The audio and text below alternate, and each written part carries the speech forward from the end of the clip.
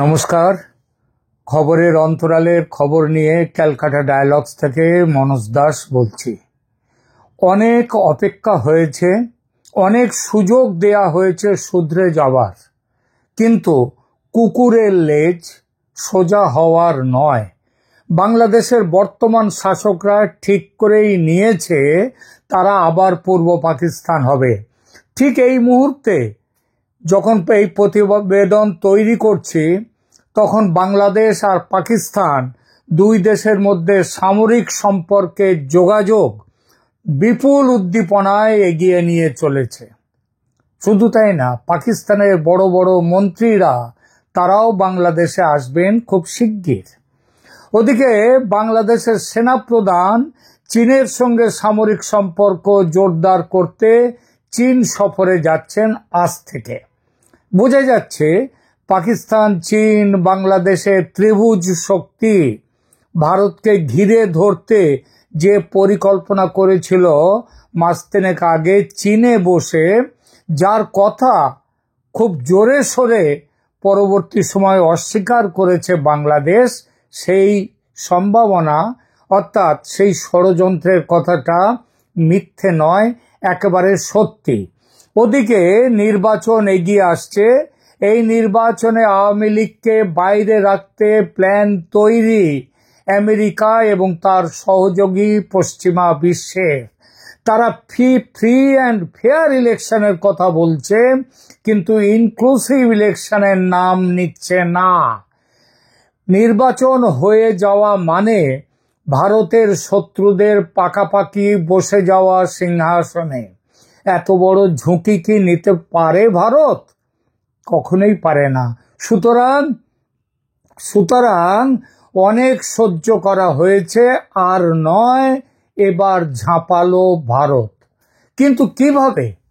যেভাবে ঝাঁপানোর ইঙ্গিত 4 মাস আগে দিয়েছেন অসমের মুখ্যমন্ত্রী হিমন্ত বিশ্ব শর্মা, যখন মোহাম্মদ ইউনূস থেকে শুরু করে বাংলাদেশের নব্য শাসকরা প্রত্যক্ষ হুমকি দিচ্ছিলেন প্রতিদিন একেবারে নিয়ম করে যে শিলিগুড়ি করিডর কেটে উত্তর পূর্ব ভারতকে বিচ্ছিন্ন করে দেয়া হবে ভারত থেকে, তখন অসমের মুখ্যমন্ত্রী বলেছিলেন আমাদের একটা মুরগির গলা, মানে চিকেন স্নেক, শিলিগুড়ি করিডর যাকে সবাই বলে চিকেন স্নেক, কিন্তু বাংলাদেশের আছে একটা নয় দুটো মুরগির গলা, আর সেই গলা কেটে দিতে বেশি সময় লাগবে না।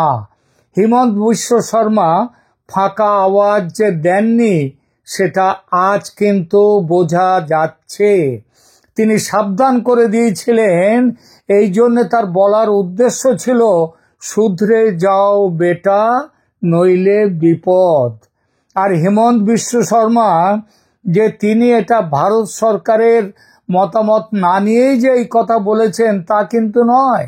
হিমন্ত বিশ্ব শর্মা বলেছেন যে একটা কাটলে রংপুর ডিভিশন আলাদা হয়ে যাবে, আর একটা চিকেন স্নেক কাটলে চট্টগ্রাম বিচ্ছিন্ন।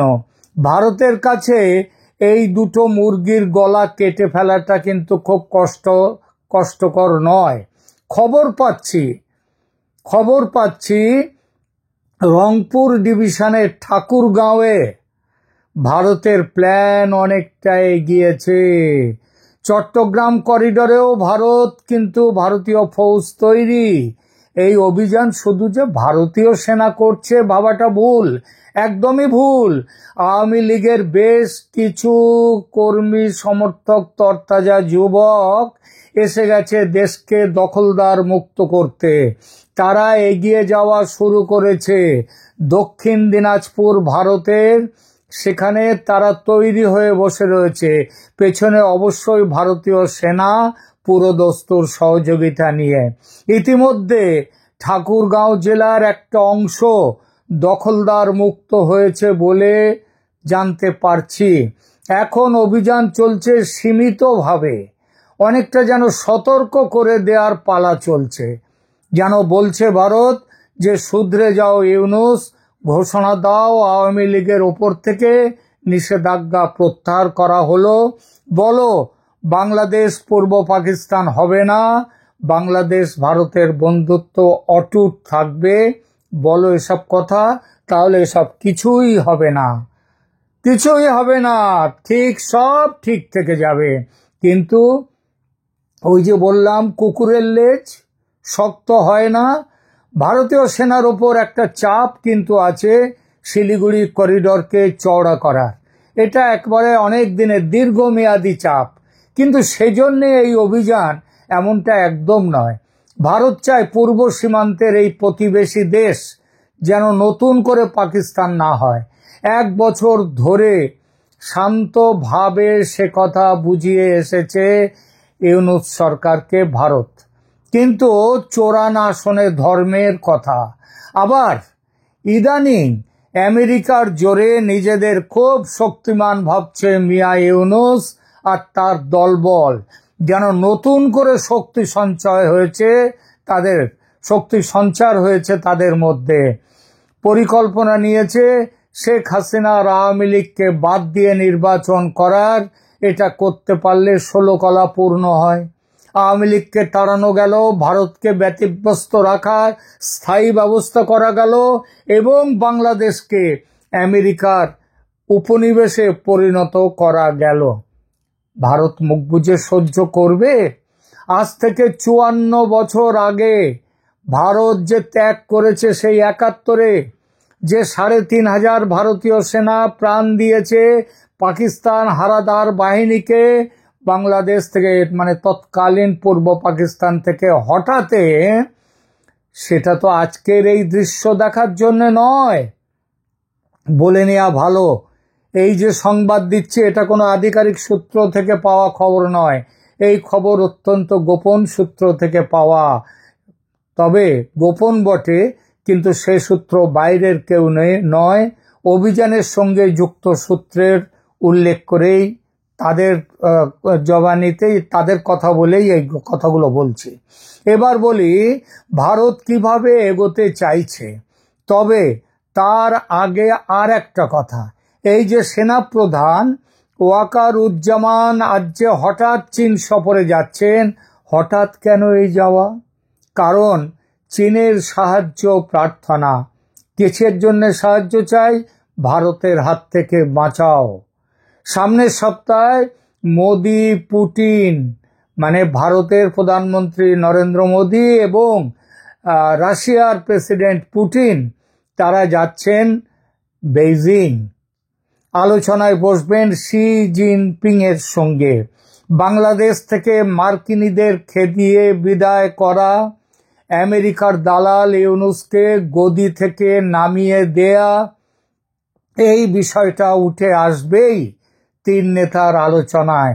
আর এটা হলে ওয়াকার সাহেবের জারি জুরি, তিনি যে হাসিনা বিদায় কুনাট্য রঙ্গের প্রধান চরিত্র ছিলেন, ফাঁস হয়ে যাবে সব কথা। সুতরাং চীনের পায়ে ধরতে যাচ্ছেন ওয়াকারুজ্জামান, মুখে আরতি যে বাঁচান হুজুর। কিন্তু চীন কি বাঁচাতে আসবে? না, আসবে না, সুযোগই পাবে না। ভারত চরম ব্যবস্থা নেবেই এবার। আমেরিকার হাতের পুতুল ইউনূস এবার হটবেই। কোন কৌশল নিতে পারে ভারত? ভারতের সম্ভাব্য কৌশলগত প্রতিক্রিয়া হলো যে অ্যাকশন প্ল্যান নিয়ে করবে, সেটা যেমনটা বলেছেন অসমের মুখ্যমন্ত্রী তেমনি। প্রথম ভারতের নজর সেটা হচ্ছে উত্তর বাংলাদেশের যে রংপুর করিডর।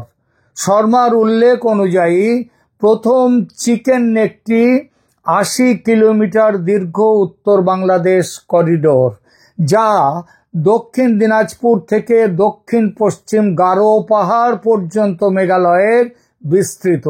এই করিডরটা নিয়ে নিতে পারলে রংপুর বিভাগ সম্পূর্ণভাবে বাংলাদেশের বাকি অংশ থেকে বিচ্ছিন্ন হয়ে যাবে। দ্বিতীয় চিকেন নেক বাংলাদেশের হলো চট্টগ্রাম করিডর। দ্বিতীয়টি 28 কিলোমিটার দীর্ঘ চট্টগ্রাম করিডর, যা দক্ষিণ ত্রিপুরা থেকে একেবারে বঙ্গোপসাগর পর্যন্ত বিস্তৃত। এটি বাংলাদেশের অর্থনৈতিক ও রাজনৈতিক কেন্দ্রের একমাত্র সংযোগ এবং ভারতের চিকেন নেকের চেয়েও এটা সরু, এর চওড়াটা কম।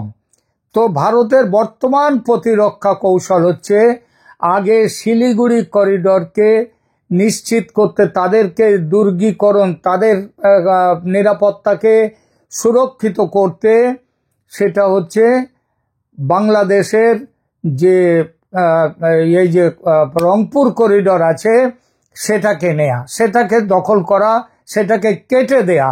আবার বলছি দখল করা নয়, ওটাকে মুক্তাঞ্চলে পরিণত করা, ওটা বাংলাদেশের থাকবে বলেই আমাদের কাছে খবর। ভারত ইতিমধ্যে শিলিগুড়ি করিডরে ব্যাপক নিরাপত্তা বৃদ্ধি করেছে। রাশিয়ান S-400 ট্রায়াম্ফ যে দূরপাল্লার বিমান প্রতিরক্ষা ব্যবস্থা অলরেডি সেখানে মোতায়েন করা হয়েছে, যা 400 কিলোমিটারেরও বেশি দূরত্বে একযোগে একাধিক আকাশের লক্ষ্যবস্তুকে তারা শেষ করে দিতে পারে।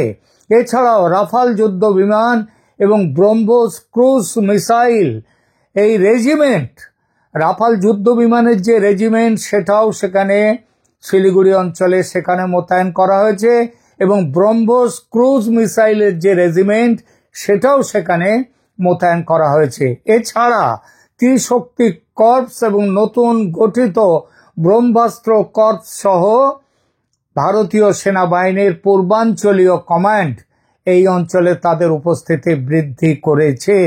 সবই করেছে, কিন্তু অপেক্ষা ছিল বাংলাদেশের ভেতর থেকে বাংলাদেশের মানুষকে নিয়ে একটি প্রতিরোধী বাহিনী তৈরি করা, সেটা করা গেছে। সুতরাং এবার ফায়ার। আগেই বলেছি রংপুর ডিভিশনের কিছু এলাকা ইতিমধ্যেই মুক্তাঞ্চল হয়ে গেছে। খবর পাচ্ছি ত্রিপুরার দক্ষিণাঞ্চলেও যুদ্ধ প্রস্তুতি চূড়ান্ত পর্যায়ে।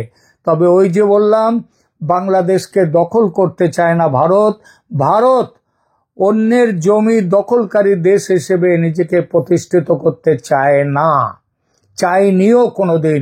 শুধু চেয়েছে ভারত বিরোধী ভূমিকা থেকে পিছিয়ে আসুক বাংলাদেশ। সেটা সম্ভব যদি এই মুহূর্তে আওয়ামী লীগের ওপর থেকে নিষেধাজ্ঞা তুলে নিয়ে দলটিকে রাজনৈতিক মূলধারায় ফেরার সুযোগ দেয় বাংলাদেশ সরকার। এটা না করলে শুধু রংপুর ডিভিশনে অভিযান করে চুপ হয়ে বসে থাকবে না ভারত।